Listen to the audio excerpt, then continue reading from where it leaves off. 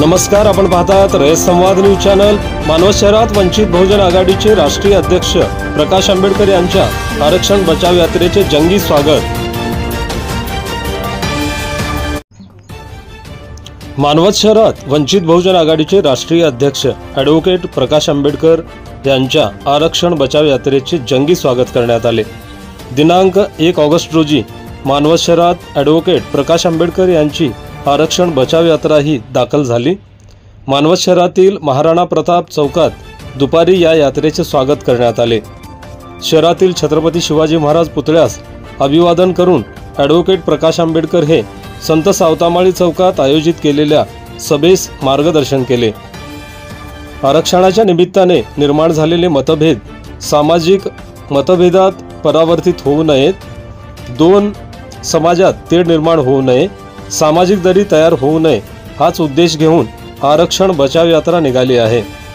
राजकीय पक्षांनी आरक्षणाविषयी आपली भूमिका स्पष्ट करावी असे प्रतिपादन वंचित बहुजन आघाडीचे राष्ट्रीय अध्यक्ष प्रकाश आंबेडकर यांनी यावेळी केले।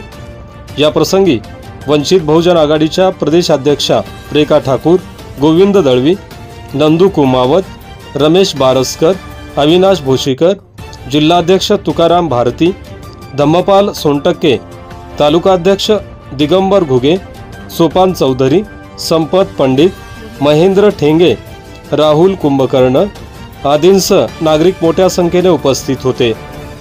रयत समाजासाठी मुस्तकीम बेलदार, मानवत, परभणी।